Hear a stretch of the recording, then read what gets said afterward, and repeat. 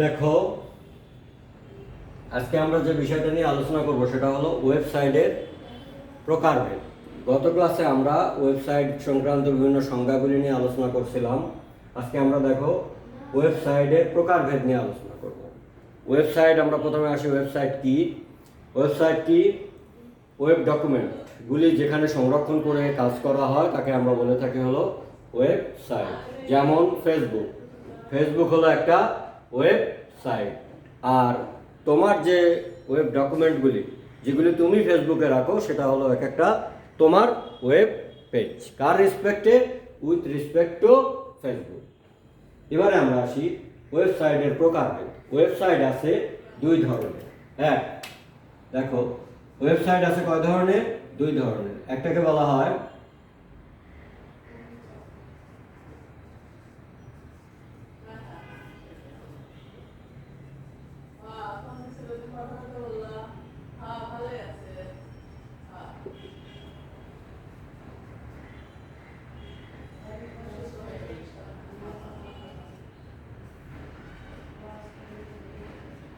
Static website, নন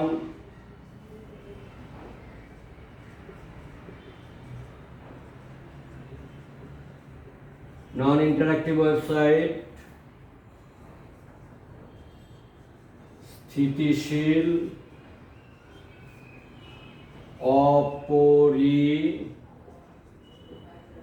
অপরিবর্তনীয়,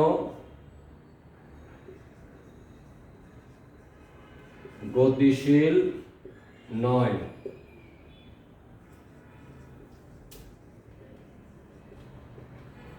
এতগুলি নাম দেখো। আর একটা হলো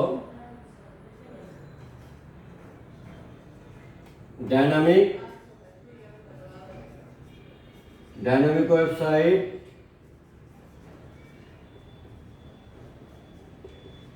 ইন্টারঅ্যাক্টিভ ওয়েবসাইট, গতিশীল,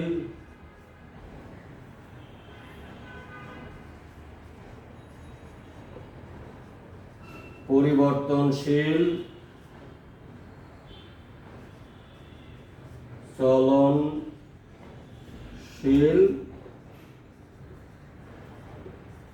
ওয়েবসাইট। মূলত আমরা এই দুইটা খালি বলে থাকি, অনেক সময় পরীক্ষা অন্যান্য নামগুলি দিয়ে আসে, এই জন্য আমরা এইগুলি নিয়ে আলোচনা করছি। ঠিক আছে,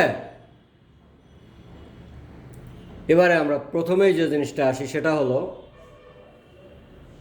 স্ট্যাটিক ওয়েবসাইট। স্ট্যাটিক ওয়েবসাইট দেখো, ওয়েবসাইট মূলত দুই প্রকার, একটা হলো স্ট্যাটিক ওয়েবসাইট আর একটা হলো ডাইনামিক ওয়েবসাইট। স্ট্যাটিক ওয়েবসাইটেরও এতগুলি নাম আছে। স্ট্যাটিক ওয়েবসাইটের নামগুলির মধ্যে দেখো নন ইন্টারঅ্যাক্টিভ, স্থিতিশীল, অপরিবর্তনশীল, গতিশীল নয় ইত্যাদি।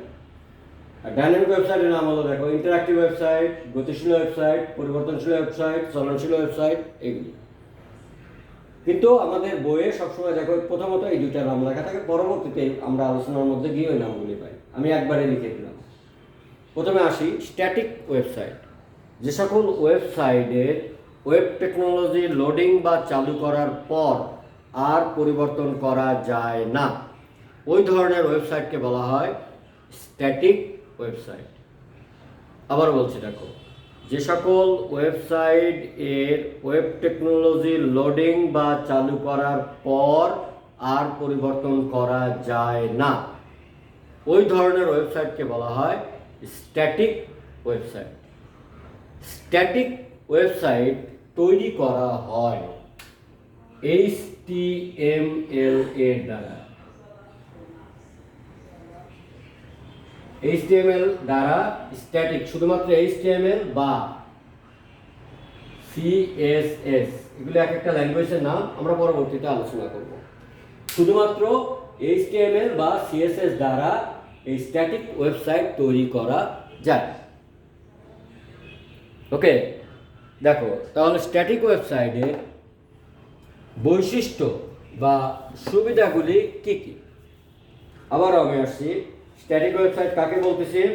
যে সকল ওয়েবসাইট ওয়েব টেকনোলজি লোডিং বা চালু করার পর পরিবর্তন করা যায় না, ওই ধরনের ওয়েবসাইটকে আমরা বলে থাকি হলো স্ট্যাটিক ওয়েবসাইট। আর স্ট্যাটিক ওয়েবসাইট তৈরি করা হয় HTML বা CSS ল্যাঙ্গুয়েজ দ্বারা। যেমন কীরকম দেখো, যে তোমার বই এই বইটাকে কি আমরা পরিবর্তন করতে পারবো না, দিস ইজ দ্য স্ট্যাটিক। আর তোমার খাতা ব্ল্যাঙ্ক, তুমি ইচ্ছা করলেই লিখতে পারবা, দিস ইজ দ্য ডাইনামিক। দেখো তাহলে আমি একটু ডাইনামিকের সংজ্ঞাটা বলে নিই আবার। ডাইনামিক ওয়েবসাইট কাকে বলবো? যে সকল ওয়েবসাইটের ওয়েব টেকনোলজি লোডিং বা চালু করার পর পরিবর্তন করা যাবে, ওই ধরনের ওয়েবসাইট বা ওয়েব টেকনোলজিকে বলা হবে ডাইনামিক ওয়েবসাইট। ডাইনামিক ওয়েবসাইট তৈরি করা হয় HTML, CSS, ASP, PHP, Java ইত্যাদি দ্বারা। দেখো এইটা বা এটা একটা দিয়ে, আর এটা দেখো HTML, CSS, ASP, PHP, Java etc, Java, Python, Flash ইত্যাদি দ্বারা আমরা তৈরি করতে পারি।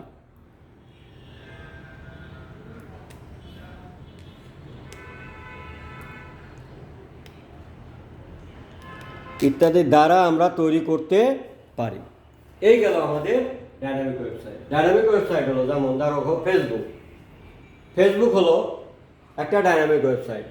ফেসবুকে তুমি যখন তোমার ইচ্ছা মতো ছবি বা তোমার ডকুমেন্ট আপলোড দিয়ে দিচ্ছ, দিস ইজ দ্য ডাইনামিক। এবার আমরা আসি স্ট্যাটিক ওয়েবসাইটের বৈশিষ্ট্য। স্ট্যাটিক ওয়েবসাইটের ফার্স্ট বৈশিষ্ট্য হলো এর কন্টেন্ট বা বিষয়বস্তু নির্দিষ্ট। যেমন ধরো একটা মুভি, একটা নাটক, একটা বই, যার লেখক যা লিখে দিয়েছে ফিক্সড, যার কোনো পরিবর্তন আর হবে না। তোমার SSC রেজাল্ট, এখন তোমার SSC রেজাল্ট, এটা কি পরিবর্তন হবে?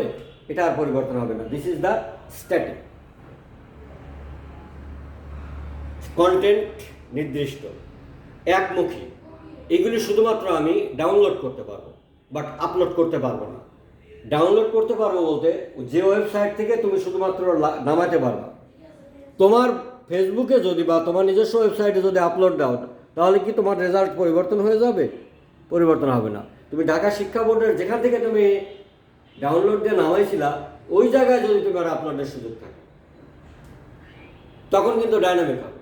আর একমুখী বলা হচ্ছে এই জন্য, শুধুমাত্র তুমি ডাউনলোড করতে পারবা কিন্তু আপলোড করতে পারবা না। এই জন্য এটা হলো স্ট্যাটিক, কন্টেন্ট নির্দিষ্ট, একমুখী। ওকে, তারপর আমরা দেখো এর বৈশিষ্ট্যগুলির মধ্যে আমরা কি কি পাচ্ছি, আমরা দেখো পড়ছি।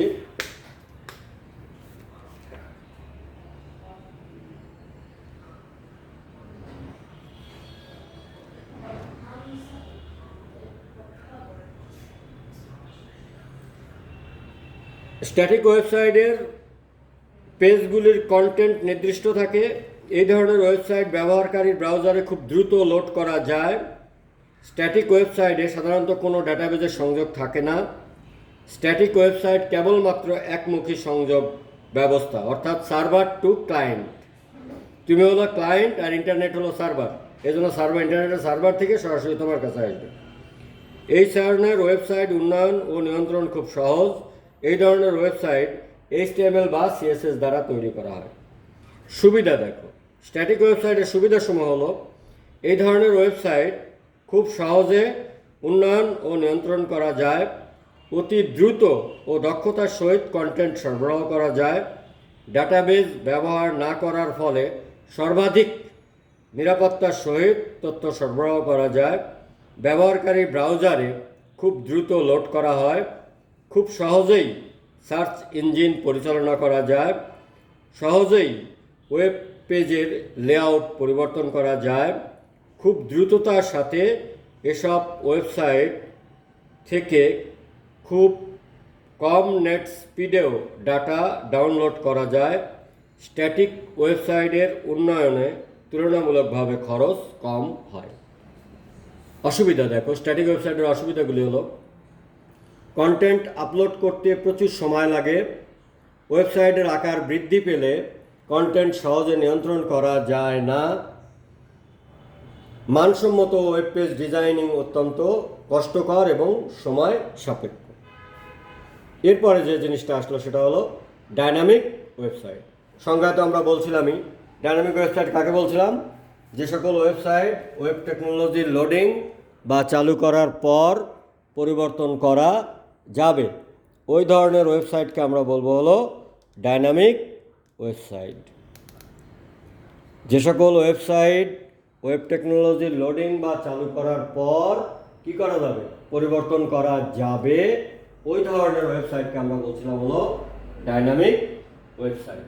ডাইনামিক ওয়েবসাইট তৈরি করা হয় HTML, CSS, PHP, ASP, Java ইত্যাদি এইগুলি দ্বারা আমরা তৈরি করতে পারি।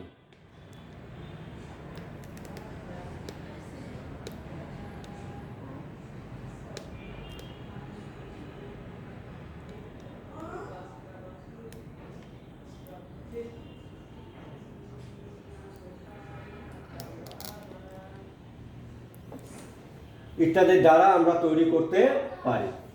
ওকে, দেখো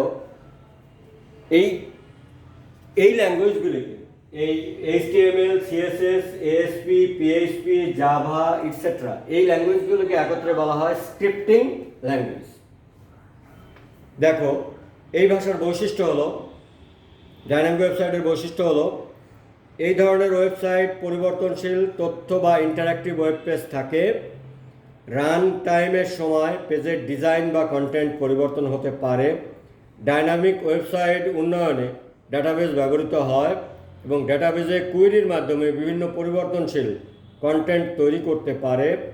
ডাইনামিক ওয়েবসাইট খুব ঘন ঘন পেজের ভ্যালু বা কন্টেন্ট পরিবর্তন করতে পারে ব্যবহারকারীর নিকট হতে ইনপুট গ্রহণ করতে পারে। এই ধরনের ওয়েবসাইট উন্নয়নে PHP, Perl, ASP, net, JavaScript, Python ইত্যাদি ব্যবহৃত হয়। ডাইনামিক ওয়েবসাইটের সুবিধাসমূহ দেখো, ব্যবহারকারীর চাহিদা অনুযায়ী পেজের কন্টেন্ট পরিবর্তন হতে পারে, তথ্য ও বিষয়বস্তু আপলোড হতে প্রচুর সময় আপলোডে খুব দ্রুত করা যায়, নির্ধারিত ব্যবহারকারীর জন্য নির্ধারিত পেজের প্রদর্শনের ব্যবস্থা করা যায়, ব্যবহারকারীর নিকট হতে ইনপুট নেওয়ার ব্যবস্থা থাকে, অনেক বেশি তথ্যবহুল হতে পারে, আকর্ষণীয় এবং ইন্টারঅ্যাক্টিভ লেআউট তৈরি করা যায়। ডাটাবেজের বিভিন্ন গ্রাফিক্স উপাদান যোগ করার ফলে ব্যবহারকারীর ব্রাউজারে লোড হতে বেশি সময় নেয়। এ ধরনের ওয়েবসাইটের উন্নয়ন ও নিয়ন্ত্রণ তুলনামূলকভাবে জটিল। ডাইনামিক ওয়েবসাইটের উন্নয়ন খরচ তুলনামূলকভাবে বেশি। ওকে, এই গেল আমাদের ডাইনামিক ওয়েবসাইট। তাহলে আমাদের কোন ওয়েবসাইটটা সুবিধাজনক? অবশ্যই ডাইনামিক ওয়েবসাইট সুবিধাজনক, কারণ ডাইনামিক ওয়েবসাইটে আমরা প্রতিনিয়ত পরিবর্তন করতে পারি, যে কোনো তথ্য আপলোড করতে পারি, ডাউনলোড করতে পারি, মুছে ফেলতে পারি, ভুল হলে বাদ দিয়ে দিতে পারি, যখন ইচ্ছা তখন চালু অবস্থায় আমরা এই কাজগুলি করতে পারি। যেমন দেখো, তোমরা ফেসবুকে ছবিগুলি রাখলা, ভালো লাগলো না, ছবিগুলি কি করে দিচ্ছ? মুছে দিচ্ছ। ওকে, এই যে প্রক্রিয়াটা, this is the dynamic website. But সব কিছু যে ডাইনামিক ওয়েবসাইটের যেমন অসুবিধার মধ্যে একটা অসুবিধা হলো নিরাপত্তা, সিকিউরিটি তুলনামূলকভাবে কম। কারণ যেহেতু এটা পরিবর্তন করতে হয়, হ্যাকাররা এই ওয়েবসাইটটাকেই কিন্তু হ্যাক করে। আর স্ট্যাটিক ওয়েবসাইট হলো যেটা পরিবর্তন করা যাবে না, এর সিকিউরিটির মান তুলনামূলকভাবে বেশি, আবার এর খরচ কম। এই স্ট্যাটিক ওয়েবসাইটের খরচ কম, ডাইনামিক ওয়েবসাইটে কিন্তু খরচটা তুলনামূলকভাবে বেশি। আপলোড করতে সময় বেশি লাগে, আর এটা আপলোড করতে সময় কম লাগে। কম নেট স্পিডেও স্ট্যাটিক ওয়েবসাইট চলে, বাট নেট স্পিড কম হলে কিন্তু ডাইনামিক ওয়েবসাইট চলে না। অনেক সময় দেখবা যে ওয়েবসাইটে ইন্টারনেট নেই কিন্তু কাজ হচ্ছে, কিংবা ইরোড, আমাদের ইন্টারনেটে যখন নেট স্পিড কম হতে হবে ই লেখা ওঠে বা ইস লেখা ওঠে, ই লেখা আছে কিন্তু কিছু কিছু জায়গায় দেখবা কিছু কিছু অ্যাড চলছে। দিস ইজ দ্য স্ট্যাটিকগুলি চলছে, বাট ডাইনামিকগুলি চলছে না। স্ট্যাটিক ওয়েবসাইট এবং ডাইনামিক ওয়েবসাইটের এখান থেকে আমরা পার্থক্যগুলি লিখতে পারি। তাহলে দেখো, আমরা যখন ওয়েবসাইট করব তখন ওয়েবসাইট থেকে আমাদের কী কী পড়তে হবে। ওয়েবসাইটে প্রথমে ওয়েবসাইট কী, ওয়েবসাইটের সংজ্ঞাটা ভালো করে পড়বা, ওয়েবসাইটের প্রকারভেদ, ওয়েবসাইটের সংজ্ঞা, বৈশিষ্ট্য, সুবিধা, অসুবিধা, পার্থক্য প্রথমে সংজ্ঞা দিবা। সংজ্ঞা দিয়ে তারপরে দেখো তোমাদের বইয়ে সুন্দর করে মুজিবুর রহমানের বই যদি দেখো 7-8টা পার্থক্য দেওয়া আছে, আমি একটু পড়ছি। দেখো, স্ট্যাটিক ওয়েবসাইটের কন্টেন্ট নির্দিষ্ট থাকে, প্রথমে সংজ্ঞা দিয়ে নিবা যে সকল ওয়েবসাইট ওয়েব টেকনোলজির লোডিং বা চালু করার পর আর পরিবর্তন করা যায় না, ওই ধরনের ওয়েবসাইটকে আমরা বলবো হলো স্ট্যাটিক ওয়েবসাইট।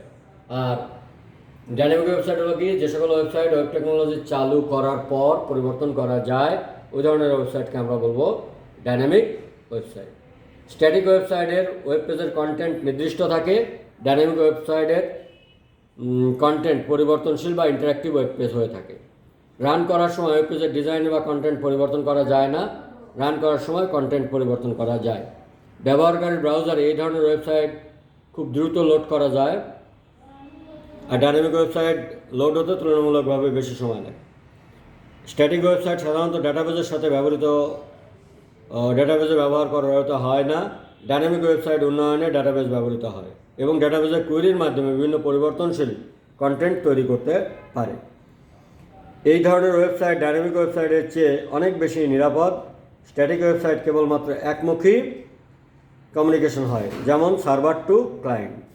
আর ডাইনামিক ওয়েবসাইট তুলনামূলকভাবে কম নিরাপদ, কারণ এখানে উভয়মুখী কমিউনিকেশন থাকে, যেমন ই কমার্স, অনলাইনে আবেদন, ফেসবুক ইত্যাদি।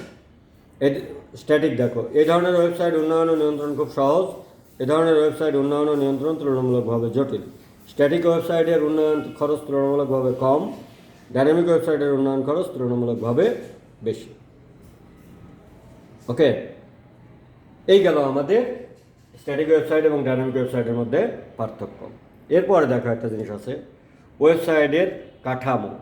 এখান থেকে আমাদের আসে টেমপ্লেট নামে একটা জিনিস আছে, লেআউট বা টেমপ্লেট। এমন সময় এই সংজ্ঞাটা আসে, লেআউট বা টেমপ্লেট কি। দেখো, লেআউট, ওয়েব পেজের লেআউট টেমপ্লেট বলতে সাধারণত কোনো ওয়েব পেজ যখন কোনো ব্রাউজারে প্রদর্শিত হবে তখন তাতে কোন তথ্য কিভাবে সজ্জিত থাকবে তাকে বোঝানো হয়।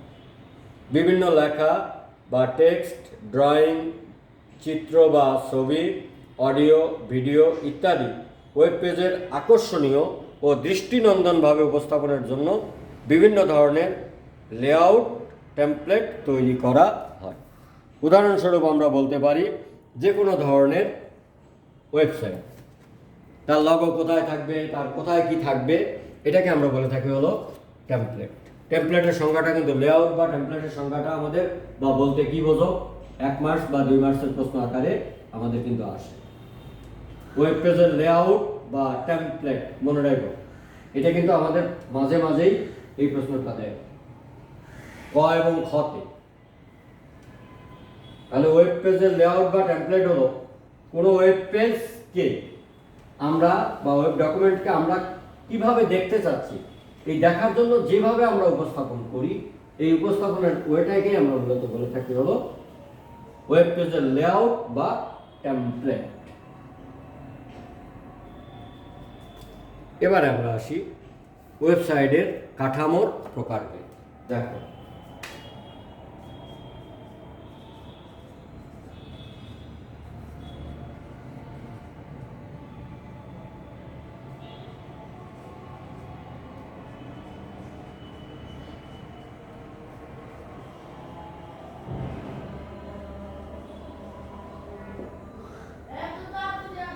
এবার দেখো, ওয়েবসাইট এর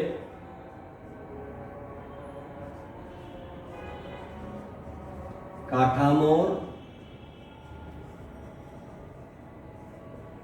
প্রকারভেদ। ওয়েবসাইটের কাঠামো অর্থাৎ ওয়েবসাইট যে প্রক্রিয়ায় গঠন করা হয় সেটাকে বলা হয় তার কাঠামো। এই কাঠামোর মধ্যে গঠন প্রকৃতি, যেমন আমাদের মানুষের মোটামুটি সবার কাঠামোই একরকম, বাট যদি অন্যান্য কিছু দেখো, এই মোবাইল ফোনের এক এক ধরনের স্ট্রাকচার, এটা হলো তার কাঠামো। এই ওয়েবসাইট এর কাঠামো বিভিন্নভাবে তৈরি করা হয়। এই কাঠামো হলো কে আমরা 4 ভাগে ভাগ করে থাকি। এক, tree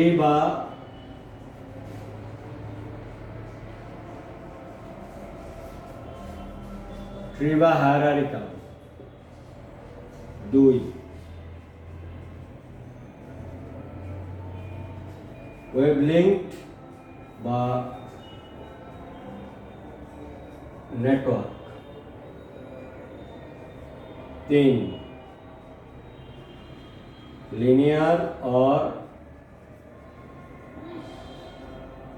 sequential or indexing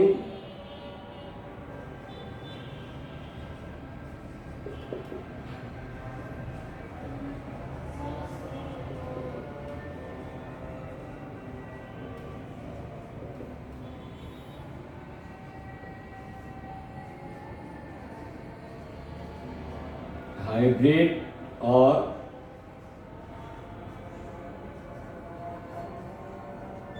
combinational।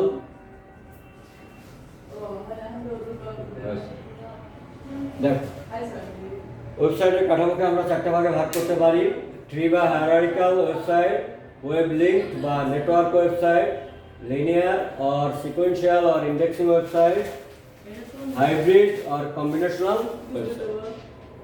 First আমরা আসি ট্রি বা হায়ারার্কিক্যাল ওয়েবসাইট। ট্রি বা হায়ারার্কিক্যাল ওয়েবসাইট হলো ইউজার যখন হোম পেজে ল্যান্ড করবে সেখান থেকে, দেখো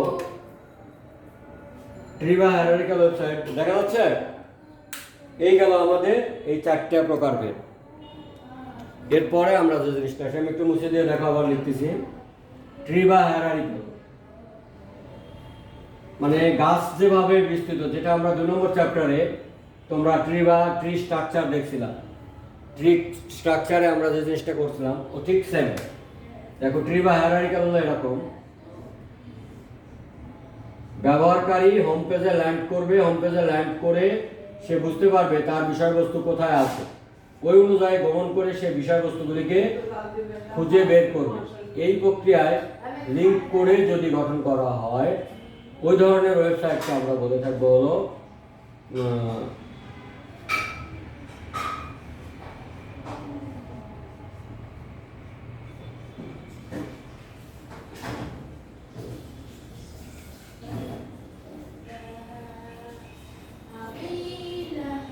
ধরো এটাকে বলা হবে হোম পেজ, এটা হলো মেইন পেজ, সাব পেজ। এই প্রক্রিয়ায় যদি কোনো ওয়েবসাইট গঠন করা হয়, ওই ধরনের ওয়েবসাইটকে আমরা মূলত বলে থাকবো হলো ট্রি বা হায়ারার্কিক্যাল ওয়েবসাইট। দেখো, ট্রি বা হায়ারার্কিক্যাল ওয়েবসাইট বলা হচ্ছে ইউজার হোম পেজে ল্যান্ড করে বুঝতে পারবে তার বিষয়বস্তু যেখানে আছে, তার সঙ্গে লিঙ্ক করে সে যদি তার বিষয়বস্তুকে উপস্থাপন করে, সেটাকেই আমরা মূলত বলে থাকবো হলো ওয়েব লিঙ্কড বা ট্রি বা হায়ারার্কিক্যাল ওয়েবসাইট। এটা এভাবে হতে পারে, দেখো পরীক্ষায় কিন্তু বিভিন্ন ভাবে দেয় ছবিগুলি।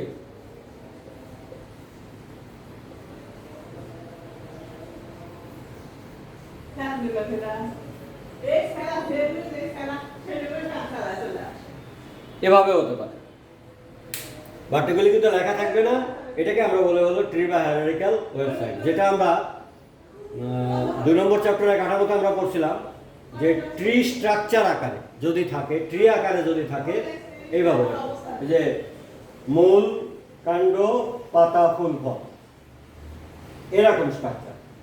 যেমন একটা বইয়ের কভার পেজটা, this is the home page.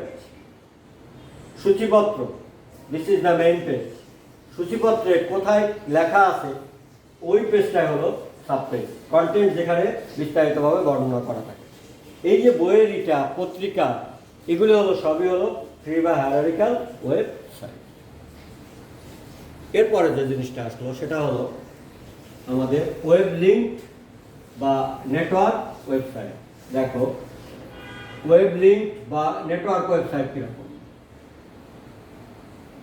পরস্পর সংযুক্ত করে বা হোম পেজের সাথে সরাসরি সংযুক্ত করে যদি কোনো ওয়েবসাইট গঠন করা হয়, হোম পেজের সাথে সংযুক্ত করে বা পরস্পর প্রত্যেকটা ওয়েবসাইট একে অপরের সাথে সংযুক্ত করে যদি কোনো ওয়েবসাইট গঠন করা হয় তাকে আমরা বলে থাকি হলো ওয়েব লিঙ্ক বা নেটওয়ার্ক ওয়েবসাইট। ওয়েব লিঙ্ক বা নেটওয়ার্ক ওয়েবসাইট পরস্পর সংযুক্ত করে অথবা কি পরস্পর সংযুক্ত করে অথবা হোম পেজের সাথে সরাসরি সংযুক্ত করে যদি কোনো ওয়েবসাইট গঠন করা হয় তখন তাকে আমরা বলবো ওয়েব লিঙ্ক বা নেটওয়ার্ক ওয়েবসাইট। যেমন দেখো নেটওয়ার্ক ওয়েবসাইট হলো দ্বিমুখী, যেহেতু প্রত্যেকের সাথে সংযুক্ত, এই জন্য হলো দ্বিমুখী।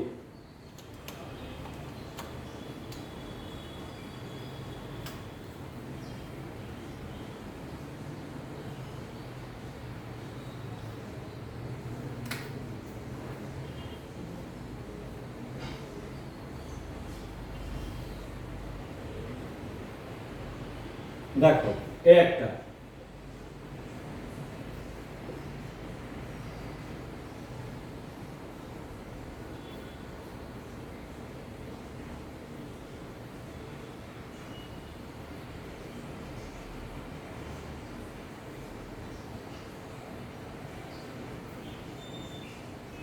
একটা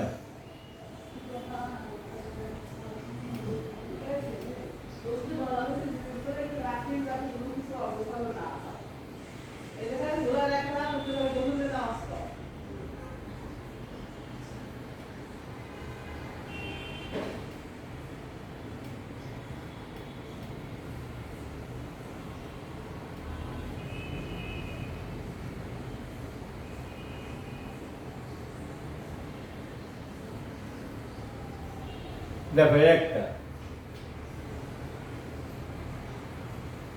আবার আমাদের ছবির গ্যালারি কিংবা মোবাইল ফোনের স্ক্রিন যে অ্যাপসগুলি যেভাবে থাকে হোম পেজের সাথে সরাসরি সংযুক্ত করে থাকে, মিররের আয়না যেভাবে থাকে, this is the web link বা নেটওয়ার্ক ওয়েবসাইট। পরস্পরের সাথে সংযুক্ত করে যদি কোনো ওয়েবসাইট গঠন করা হয় তখন ওই ধরনের ওয়েবসাইটকে আমরা বলে থাকি হলো ওয়েব লিঙ্ক বা নেটওয়ার্ক ওয়েবসাইট, অথবা হোম পেজের সাথে সরাসরি সংযুক্ত করে।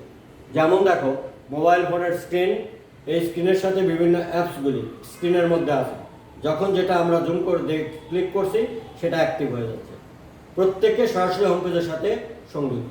এই প্রক্রিয়া গঠন করা হলে সেটাকে আমরা বলবো ওয়েব লিঙ্ক বা নেটওয়ার্ক ওয়েবসাইট। যেমন এটা হলো দেখা অ্যাপস, মোবাইলের অ্যাপসগুলি কিংবা গ্যালারি, এটা আমাদের বিভিন্ন ধরনের ছবি যা প্রত্যেকের সাথে সংযুক্ত থাকে। এরপরে আমাদের যে জিনিসটা আসবে সেটা হলো লিনিয়ার বা সিকোয়েন্সিয়াল ওয়েবসাইট। লিনিয়ার বা সিকোয়েন্সিয়াল ওয়েবসাইট হলো পর্যায়ক্রমিকভাবে বা তালিকা আকারে যদি কোনো ওয়েবসাইট গঠন করা হয় ওই ধরনের ওয়েবসাইটকে আমরা বলবো হলো লিনিয়ার বা সিকোয়েন্সিয়াল বা ইন্ডেক্সিং ওয়েবসাইট। দেখো লিনিয়ার, সিকোয়েন্সিয়াল, ইন্ডেক্সিং ওয়েবসাইট। যেমন একটা একমুখী হতে পারে, এরকম হতে পারে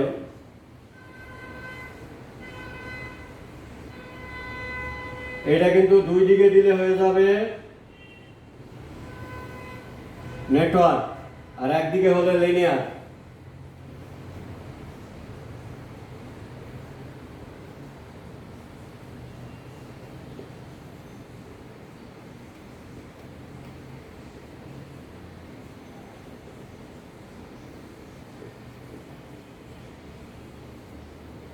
যেমন দেখো এটা ধরো প্লে, নেক্সট, ওকে, এরকম বাটনগুলি যে মোবাইলে যেমন যে বাটন, বিভিন্ন বাটন সংযুক্ত করা থাকে, এইগুলি তালিকা আকারে কার্যকর একটা।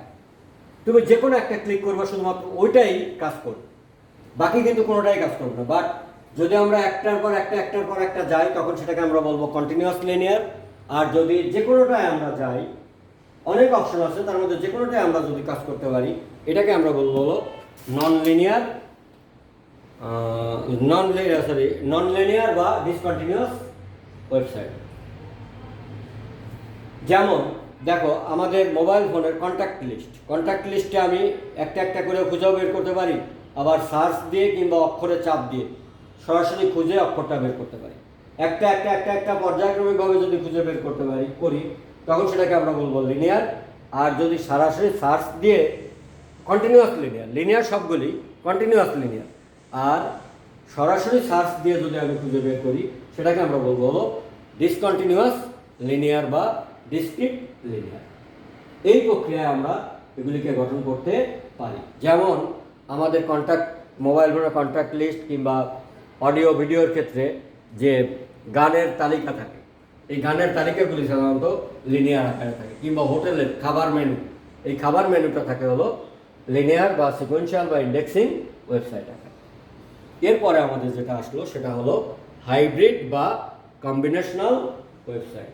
হাইব্রিড বা কম্বিনেশনাল ওয়েবসাইট হলো এই যে তিনটা ছিল, এই তিনটাকে একত্রে সংযুক্ত করে যদি কোনো ওয়েবসাইট গঠন করা হয়, এই তিনটার মধ্যে তিনটার মধ্যে যে কোনো দুইটা অথবা তিনটা, কমপক্ষে দুইটা, এই তিনটার মধ্যে কমপক্ষে দুইটা ওয়েবসাইটকে একত্রে সংযুক্ত করে যদি ওয়েবসাইট গঠন করা হয়, অর্থাৎ প্রত্যেকটা ওয়েবসাইটের সাথে যদি সংযুক্ত করে গঠন করা হয় বা কমপক্ষে দুটো ওয়েবসাইটকে সংযুক্ত করে গঠন করা হয়, তখন তাকে আমরা বলবো হলো হাইব্রিড অর কম্বিনেশনাল ওয়েবসাইট। যেমন দেখো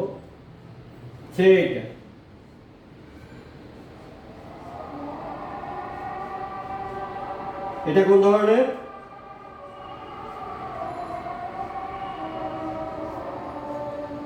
ট্রি বা হায়ারার্কিক্যাল। এর সঙ্গে যদি আমি একটা এইটা যোগ করি,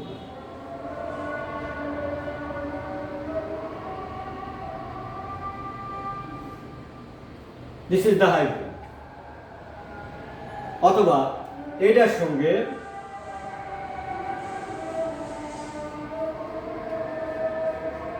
আরেকটা এইভাবে দিলাম,